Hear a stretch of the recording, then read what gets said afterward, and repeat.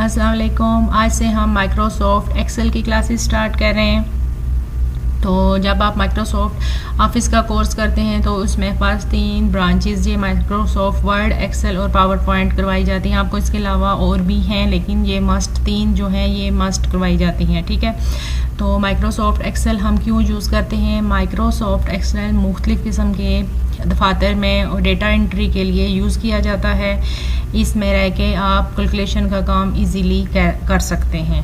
ठीक है, तो हम बिगनर लेवल से स्टार्ट करेंगे कि किस तरह से आप इसको सीख सकते हैं और ये आपके लिए कितना फ़ायदेमंद होगा। तो सबसे पहले ओपन करने के लिए फ़िलहाल इसको कर देते हैं क्लोज़। तो अगर आपके कंप्यूटर में माइक्रोसॉफ्ट ऑफिस इंस्टॉल है, कोई भी वर्जन 10 हो गया, 16 या कोई भी और, तो फिर वो वहाँ से आप इसको ओपन कर सकते हैं। स्टार्ट बटन पे जाके यहाँ से ये देखें, यहाँ से शो हो रहा होगा। अगर यहाँ पे नहीं है तो आप ऑल प्रोग्राम्स में चले जाएंगे और वहाँ से सारे जो प्रोग्राम्स इंस्टॉल हैं वहाँ पे माइक्रोसॉफ्ट ऑफिस भी इंस्टॉल होगा। वहाँ पे क्लिक करेंगे आप तो इसकी मुख्तलिफ ब्रांचेस नज़र आएंगी आपको। तो ये देखें यहाँ पे एक्सेल नज़र आ रहा है, इसके ऊपर क्लिक करेंगे तो ओपन हो जाएगा। और अगर फिर यहाँ से भी आपको नज़र ना आए तो फिर आप ये इधर आ जाएंगे सर्च प्रोग्राम्स एंड फाइल्स, यहाँ पे क्लिक करके तो आप टाइप करेंगे एक्सेल, तो ये ओपन होके आपको यहाँ पे शो करना शुरू कर देगा। तो ये इसके ऊपर आप क्लिक करेंगे तो ये ओपन होके आपके सामने आ जाएगा। ठीक, ये हो गया। यहाँ तक आपको समझ आ गई कि किस तरह से आप माइक्रोसॉफ्ट एक्सेल को ओपन कर सकते हैं। इसके बाद ये जो सबसे ऊपर इसकी बार नज़र आ रही है, यहाँ पे ये माइक्रोसॉफ्ट एक्सेल शो हो रहा है। ये फ़ाइल सेव नहीं है तो इस वजह से ये इस तरह से नाम शो हो रहा है, और अगर जिस फाइल सेव होती तो यहाँ पे फाइल का नेम शो हो रहा होता। ठीक है, फिर इसके अलावा ये यहाँ से आप ये क्रॉस का निशान नज़र आ रहा है आपको, यहाँ से अगर आप इस पे के ऊपर क्लिक करेंगे तो ये फ़ाइल क्लोज हो जाएगी। और ये देखें रीस्टोर और ये मिनिमाइज, और आप तो ये देखें ये ऐसे शो होना शुरू हो जाएगा। दोबारा इसी के ऊपर आप ये ऐसे क्लिक करेंगे तो ये मैक्सिमाइज़ हो जाएगा। ठीक है, फिर ये यहाँ से मिनिमाइज़ कर सकते हैं आप, यहाँ से करेंगे तो फाइल मिनिमाइज़ हो जाएगी। ठीक है, फिर इसके अलावा ये सामने ऊपर जो नज़र आ रहे हैं आपको, ये क्विक एक्सेस टूल बार्स हैं। यहाँ से ये देखें सेव का ऑप्शन, रीडू, अनडू और सेव के न्यू फाइल का आइकन शो कर रहा है। अगर यहाँ पे आप मज़ीद आइकन्स इंसर्ट करना चाहते हैं कि क्विक आप उस पर क्लिक करके कोई भी चीज़ जैसे ओपन वगैरह या कुछ भी, तो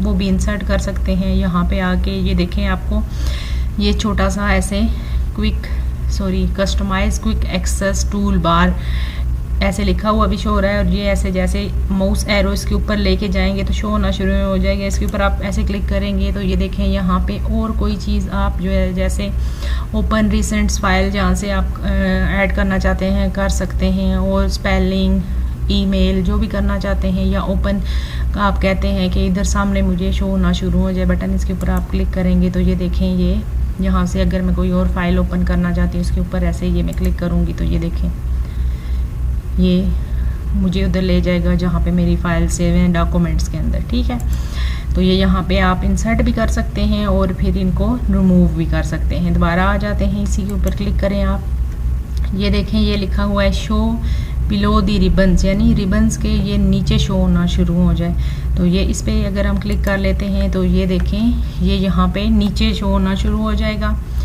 और फिर दोबारा अगर इसको कहते हैं यहाँ से क्लिक करके शो अबव दी रिबन, तो यहाँ पे ये ऊपर चली जाएगी बार। ठीक, ये समझ आ गई आपको। ये टाइटल बार है और ये यहाँ पे क्विक एक्सेस टूल बार, और ये जो file, home, insert, page layout, formula, data, review और ये व्यू शो हो रहे हैं, ये इनको कहते हैं टैब्स। तो जब आप किसी एक टैब के ऊपर क्लिक करते हैं तो उसके ये नीचे जो शो हो रहे हैं आपको ये मुख्तलिफ इसके ग्रुप्स शो होना शुरू हो जाते हैं। ठीक है, ये यहाँ से ये फिर जो सारे जिस टैब के ऊपर क्लिक होगा फिर उसी से रिलेटेड ये सारे उसके ग्रुप शो होना शुरू हो जाएंगे। जैसे ये क्लिपबोर्ड है, फ़ॉन्ट और alignment, number, style, cell editing. ठीक है, ये होम के ऊपर इंसर्ट है तो फिर उसी के ये सारे ग्रुप्स हैं आगे, ठीक। इंसर्ट के ऊपर होगा तो उसी से रिलेटेड सारा ग्रुप्स ओपन होना शुरू हो जाएंगे जिनमें रह के हम काम करेंगे। इसी तरह पेज लेआउट के ऊपर क्लिक करेंगे तो फिर उसके ग्रुप, ठीक। और ये जो है ये यहाँ पे हम अपना फार्मूला राइट करते हैं, इसको कहते हैं फार्मूला बार, ठीक है। और ये यहाँ पे नेम बॉक्स है, जहाँ पे ये देखें अगर ये इधर क्लिक है मेरा सेल के अंदर जिसके अंदर, तो वो यहाँ से ये शो कर रहा आता है। फिर एक सेल से दूसरी में जाने के लिए भी आप यहाँ पे टाइप करके भी जा सकते हैं, ठीक है। इसको कहते हैं नेम बॉक्स। फिर इसके अलावा ये जो इस तरह से ऐसे शो हो रहे हैं ये कॉलम्स हैं, ये ऐसे अल्फ़ाबेट्स में शो हो रहे हैं, जैसे ये इनको कहते हैं कॉलम्स, ये सारे ये। और जैसे और जो इधर है 1 से ये सारी रोज़, रो 1, रो 2, 3, 4, 5 और सो इसी तरह से ये सारी रोज़ हैं, ठीक।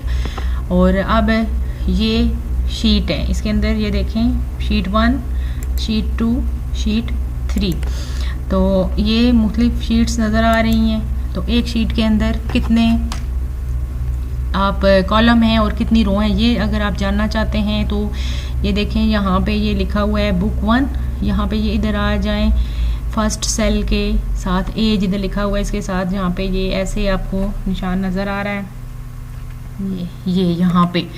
तो यहाँ पे आप क्लिक करके तो अपने माउस को का जो बटन है इसको होल्ड कर लेंगे तो यहाँ पे ये देखें ऊपर हमें शो करना शुरू कर देगा कि इसके अंदर कितने रोज़ हैं कितनी और कितने कॉलम्स हैं।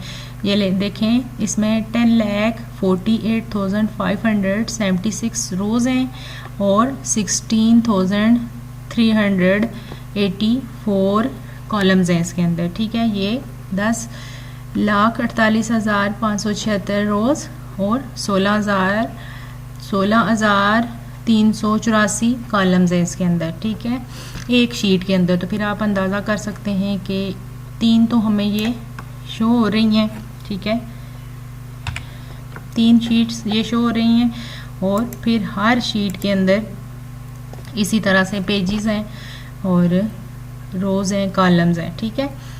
तो ये शीट है जैसे, तो अब इसको आप और भी इसके अंदर इंसर्ट कर सकते हैं। ये नज़र आ रहा है यहाँ पे इंसर्ट न्यू, आप Shift+11 करके भी इंसर्ट कर सकते हैं और जहाँ पे अगर आप क्लिक करेंगे तो ये एक और शीट इंसर्ट हो जाएगी।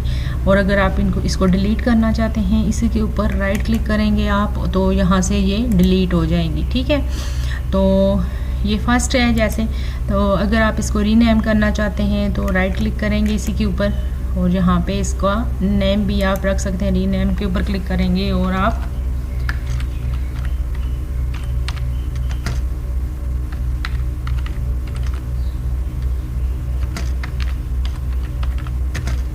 ये जो भी आप अपना नेम टाइप करना चाहते हैं, जैसे मैंने बेसिक स्किल्स क्लास 1 लिख दिया तो ये यहाँ पे शो हो गया, ठीक है। और इसी तरह से हर एक का आप कर सकते हैं ये चीज़।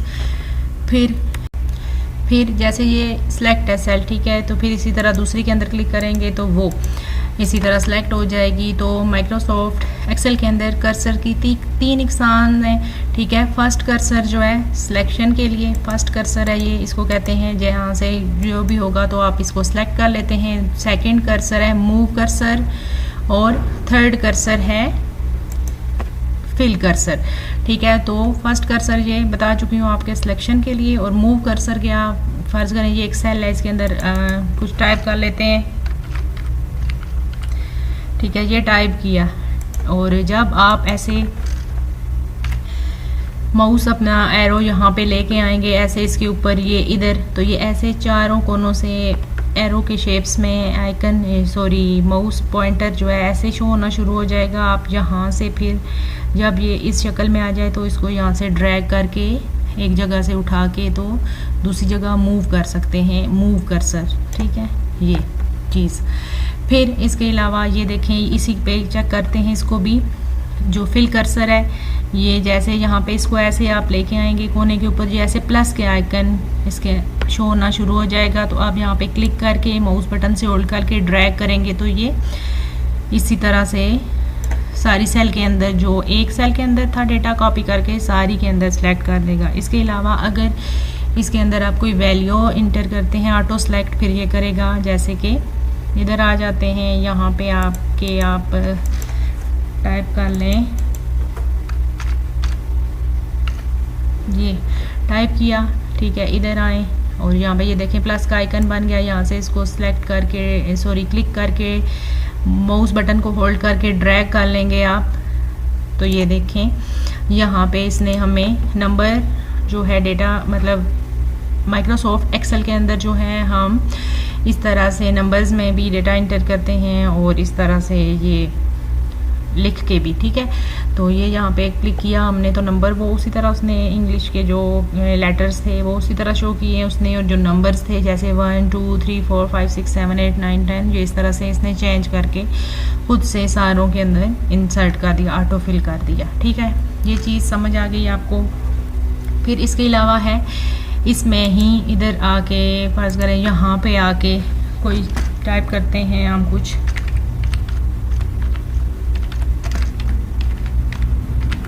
ये टाइप किया हमने, ठीक है। तो ये देखें अब ये जो टाइप किया तो ये दूसरी सेल के अंदर जा रहा है। तो दो तरीके हैं इसको कि ये सिलेक्ट हो जाए। आप क्या करें, इसके ऊपर आके ऐसे क्लिक करेंगे तो जब ऐसे माउस पॉइंटर शक्ल ये इख्तियार करेगा, इसको यहाँ से ड्रैग करके आप तो ये खुद से भी इस तरह से भी कर सकते हैं, नहीं तो ये यहाँ से इसको ख़त्म कर देते हैं। दोबारा आके इसके ऊपर आप ऐसे डबल क्लिक करेंगे तो ये फिर भी जो सेल है उसको एडजस्ट कर देगा, जितना टेक्स्ट है उसी के मुताबिक, ठीक है। दोबारा फिर इसको अनडू करके तो चेक करते हैं, ठीक है। ये इधर आए और यहाँ पे आके तो यहाँ पे आके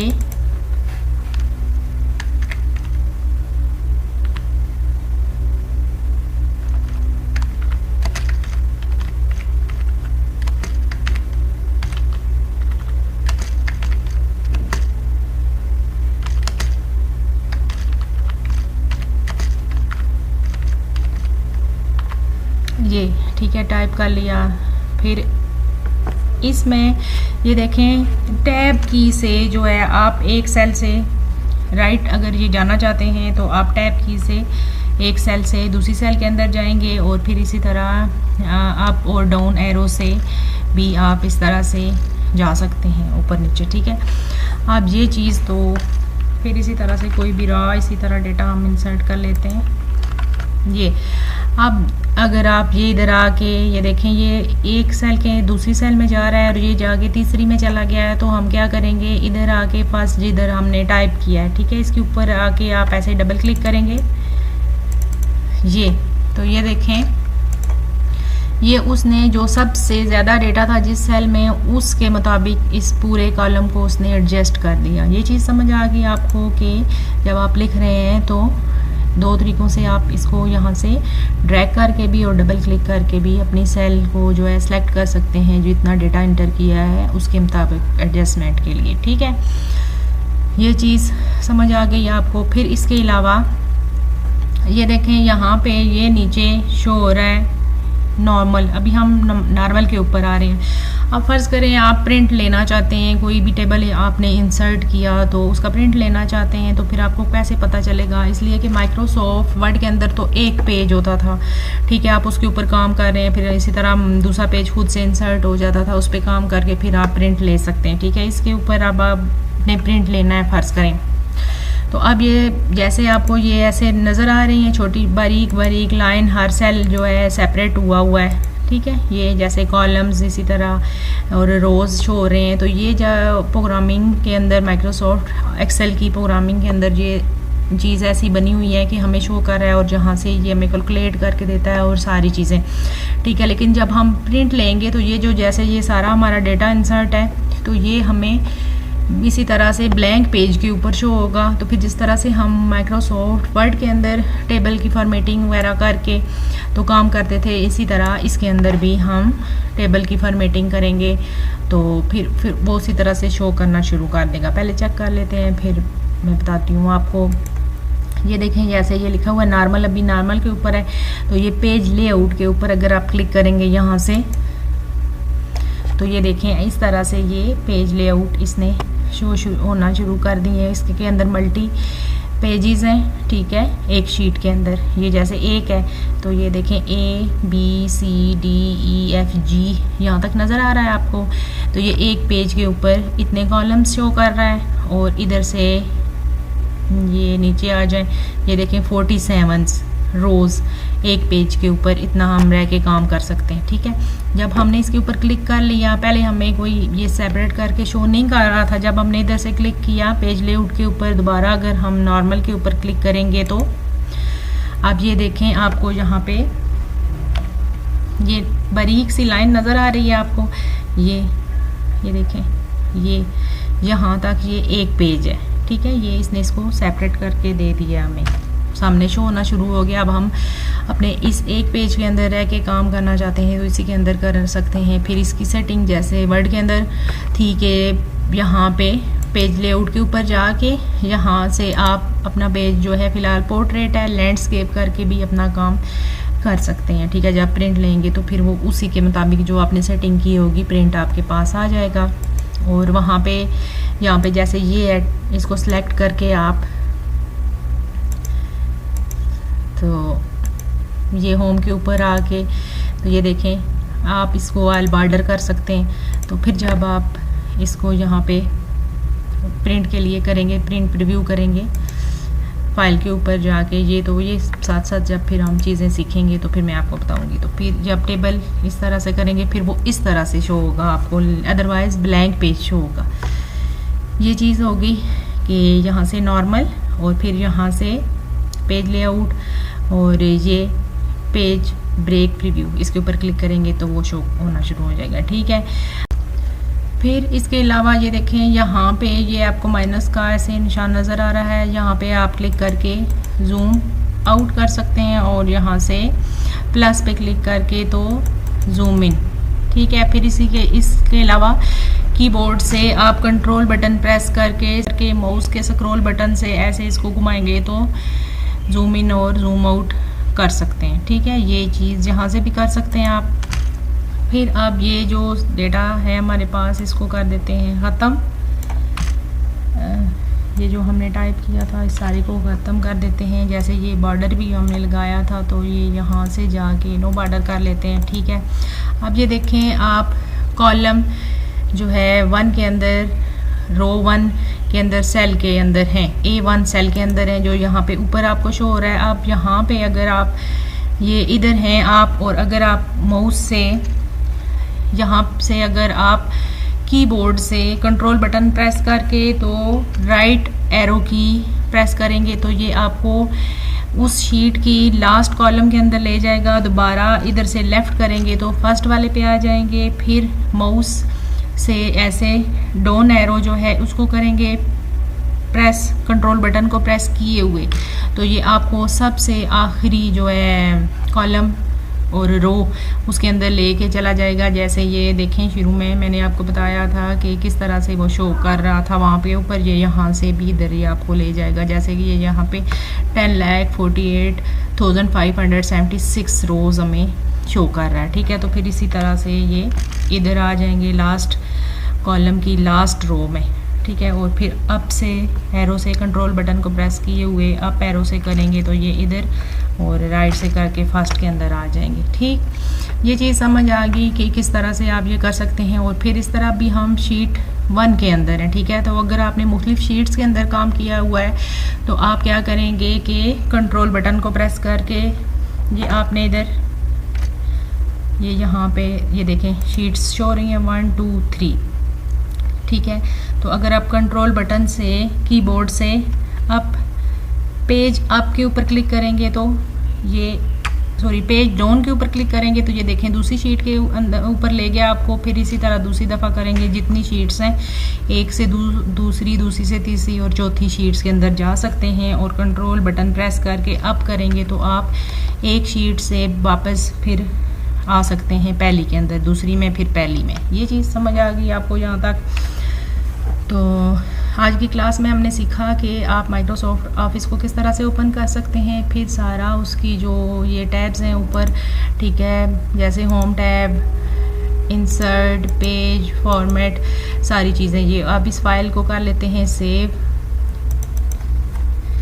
कुछ भी इसके अंदर लिख देते हैं हम और इसको कर देते हैं सेव। फाइल के ऊपर जाके यहाँ से सेव कर सकते हैं। फिर ये ऊपर ऐसे आपको आइकन नज़र आ रहा है, यहाँ से भी कर सकते हैं और कंट्रोल एस करके भी कर सकते हैं। यहाँ से ये सेव के बटन पे क्लिक करेंगे तो ये हमें डॉक्यूमेंट्स के अंदर ले जाएगा। वहाँ पे आके या आप अपनी फ़ाइल, ये देखें बुक 1 इसने शो किया हुआ है, तो आप अपनी फ़ाइल का नेम यहाँ पे लिख सकते हैं।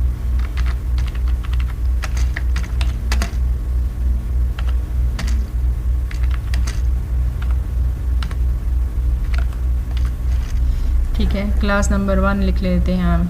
ठीक है, ये इधर सेव कर देंगे तो फिर इसको कर दें क्लोज़ और यहाँ से स्टार्ट पे जाके तो डॉक्यूमेंट्स के अंदर जाएं और वहाँ से ये देखें हमारी फ़ाइल ये सेव है, इसके ऊपर क्लिक करेंगे तो ये ओपन होके हमारे सामने आ जाएगी।